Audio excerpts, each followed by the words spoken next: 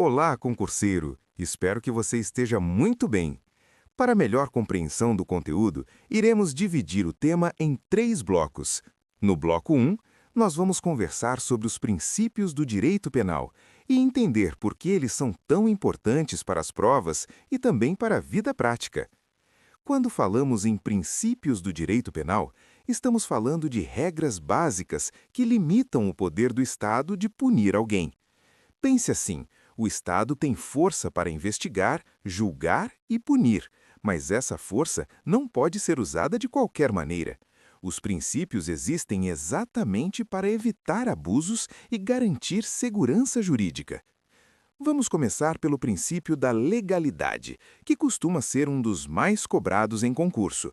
Ele diz que não existe crime nem pena sem lei anterior que defina essa conduta.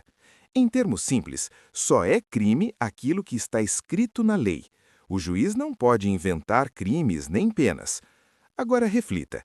Imagine alguém fazendo algo que muita gente considera errado, mas que não está previsto no Código Penal. Essa pessoa pode até sofrer críticas sociais, mas não pode ser presa ou condenada criminalmente. Ligado a esse princípio, vem o princípio da anterioridade. Ele reforça que a lei precisa existir antes da prática do fato. A lei penal não pode voltar no tempo para prejudicar alguém. Imagine uma pessoa que hoje faz determinada conduta totalmente lícita e amanhã surge uma lei dizendo que aquilo é crime. Essa nova lei não pode atingir o fato passado. A única exceção acontece quando a lei nova beneficia o réu. Outro princípio importante é o da taxatividade. Ele exige que a lei penal seja clara, objetiva e precisa. A pessoa precisa saber exatamente o que é proibido. Se a lei fosse vaga demais, ninguém teria segurança.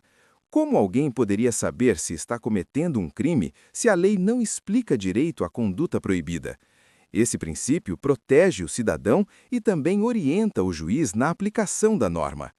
Perceba que esses princípios mostram que o direito penal não é um instrumento de vingança. Ele é um mecanismo de proteção da sociedade, mas sempre dentro de limites bem definidos. No próximo bloco, vamos avançar para princípios que tratam diretamente da pena e com a dignidade da pessoa humana. Bloco 2.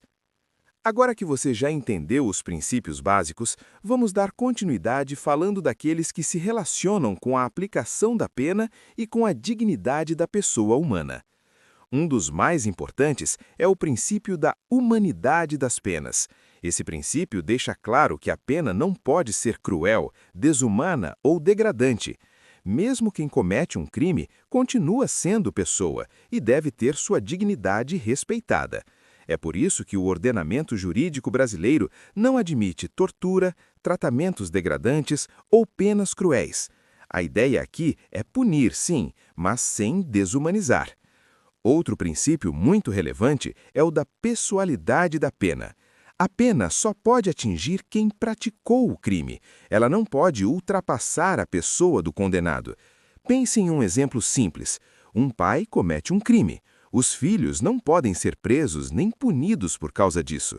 O erro é individual e a responsabilidade penal também. Temos ainda o princípio da individualização da pena. Ele garante que cada pessoa receba uma pena ajustada ao seu caso concreto. O juiz analisa vários fatores, como culpabilidade, antecedentes e circunstâncias do crime. Duas pessoas podem cometer o mesmo crime, mas receber penas diferentes. Isso é justo porque cada situação tem suas particularidades. Já pensou se todas as penas fossem aplicadas de forma automática, sem analisar quem é o réu e como o crime ocorreu? Outro ponto importante é o princípio da proporcionalidade. A pena precisa ser proporcional à gravidade da conduta. Crimes mais graves merecem penas mais severas, e crimes menos graves devem receber punições mais leves. Pense no cotidiano. Não faz sentido tratar da mesma forma quem comete um pequeno furto e quem pratica um homicídio. A resposta do Estado precisa ser equilibrada.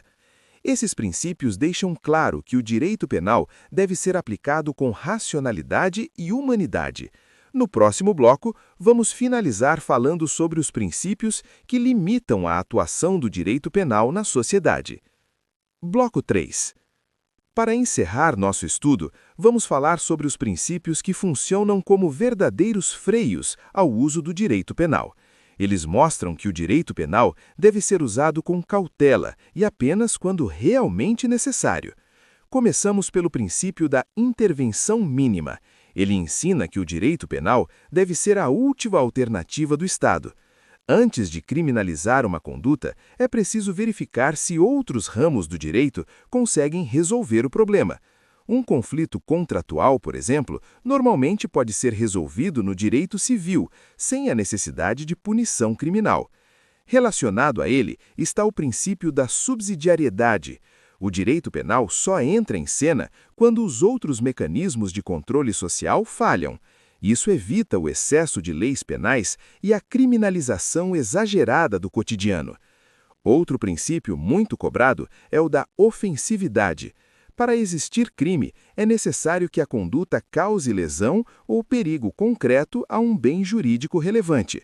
Não basta que o comportamento seja estranho ou moralmente reprovável.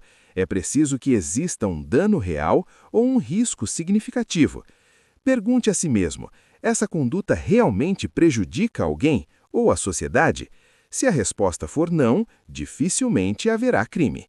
Por fim, temos o princípio da culpabilidade. Não existe pena sem culpa. Só pode ser punido quem agiu com dolo ou culpa, conforme previsto em lei. A responsabilidade penal não é automática. Imagine um acidente totalmente imprevisível, em que a pessoa não agiu com imprudência, negligência ou imperícia. Nesse caso, não há crime, porque não existe culpa. Esses princípios são a base do direito penal moderno e aparecem com muita frequência nas provas de concurso. Entender a lógica por trás deles ajuda não só a memorizar, mas a interpretar melhor as questões. Aqui terminamos mais um bloco. Até o próximo! Se gostou, inscreva-se, curta o vídeo e ative o sininho.